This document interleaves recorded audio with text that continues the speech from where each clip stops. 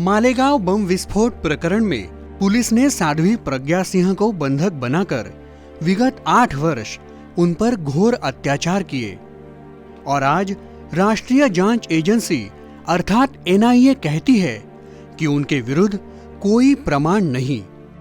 क्या भगवा आतंकवाद सिद्ध करने के लिए साध्वी जी को शिकार बनाया गया था? आज ऐसा ही व्यवहार सनातन संस्था के साधकों के साथ किया जा रहा है।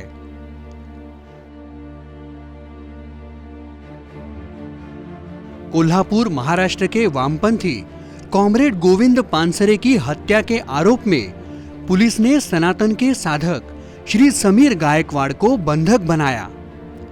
पिछले 10 महीनों में समीर गायकवाड़ के विरुद्ध पुलिस को कोई ठोस प्रमाण नहीं मिला। इस प्रकरण में न्यायालय में शीघ्र कार्रवाई न हो, इसलिए शासकीय अधिवक्ता एक और विविध कारण बताकर समय गंवा रहे हैं, तो दूसरी ओर समीर गायकवाड़ की जमानत की मांग का विरोध कर रहे हैं। क्या इस चक्र में समीर गायकवाड़ का जीवन कारागृह में ही समाप्त हो जाएगा? क्या यह एक निरपराध व्यक्ति पर अन्याय नहीं? महाराष्ट्र के निरीश्वरवादी डॉक्टर नरेंद्र दाभोलकर की हत्या के आरोप में सनातन के साधक एवं ईएनटी स्पेशलिस्ट अर्थात कान नाक गला रोग विशेषज्ञ डॉक्टर वीरेंद्र सिंह तावड़े को बंधक बनाया गया। आज उनके विरुद्ध झूठे गवाह खड़ा करने का प्रयास सीबीआई कर रही है।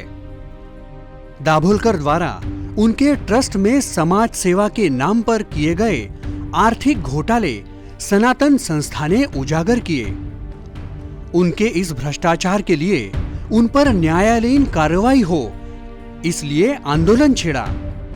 दाभोलकर के अंधश्रद्धा निर्मूलन समिति के नक्सलियों के साथ संबंध है, इस विषय में प्रश्न उठाए। इसी का फल सनातन संस्था आज भुगत रही है।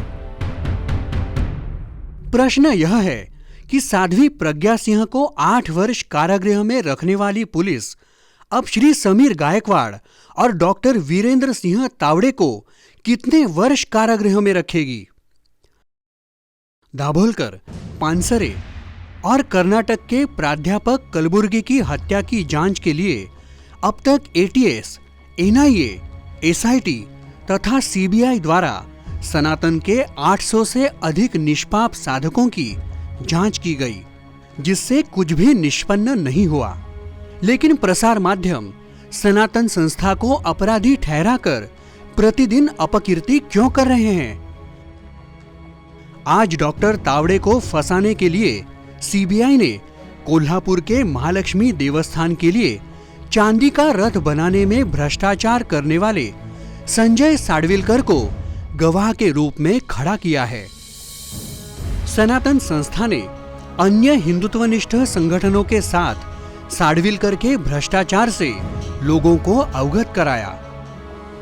ऐसे में सनातन के साधक डॉक्टर तावड़े को आरोपी सिद्ध करने के लिए सीबीआई द्वारा साडविलकर को ही गवाह बनाना क्या संदेहजनक नहीं?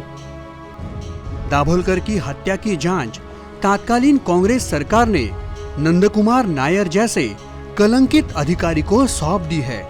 अन्य एक प्रकरण में इस अधिकारी के विषय में न्यायालय ने कहा कि ऐसा अधिकारी सीबीआई में होना लज्जास्पद है। सीबीआई ने इस अधिकारी पर अनुशासन भंग की कार्रवाई कर उस पर रोक लगानी चाहिए। डॉक्टर तावड़े को बंधक बनाने से 10 दिन पूर्व ही आम आदमी पार्टी के आशीष खेतान ने सामाजिक जाल स्थल के माध्यम से यह प्रसारित किया कि जांच एजेंसियों ने दाभोलकर हत्या का प्रकरण सुलझाया है और उनकी हत्या में सनातन संस्था और हिंदू जनजागृति समिति का हाथ है। यह वक्तव्य सीबीआई जैसी सर्वोच्च जांच एजेंसी के किसी वरिष्ठ अधिकारी अथवा गृह मंत्री का नहीं, अपितु आशीष खेतान का है। जांच से पूर्व ही आशीष खेतान को यह खबर कैसे मिली? क्या यह बात सनातन संस्था के विरोध में चल रहा षड्यंत्र स्पष्ट नहीं करती?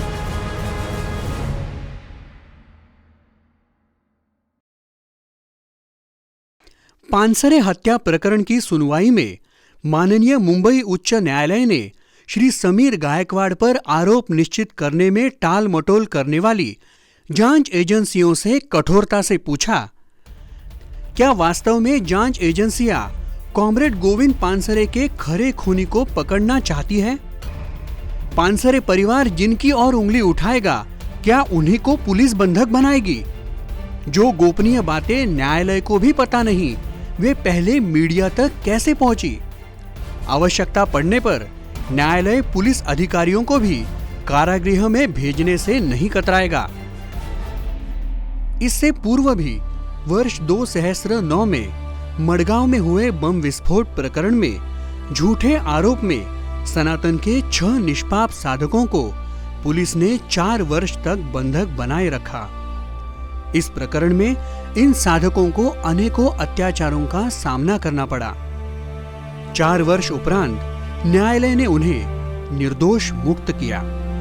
उस समय न्यायालय ने स्पष्ट बताया कि पुलिस द्वारा तैयार की गई एफआईआर रिपोर्ट ही संदेहजनक है, जो सनातन संस्था को इस प्रकरण में फंसाने के लिए बनाई गई है।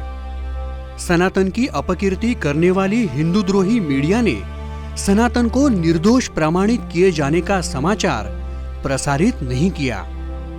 पुलिस, जांच एजेंसी, भ्रष्ट राजनेता और प्रसार माध्यमों द्वारा सनातन पर मिथ्या आरोप का यह सिलसिला आज भी जारी है।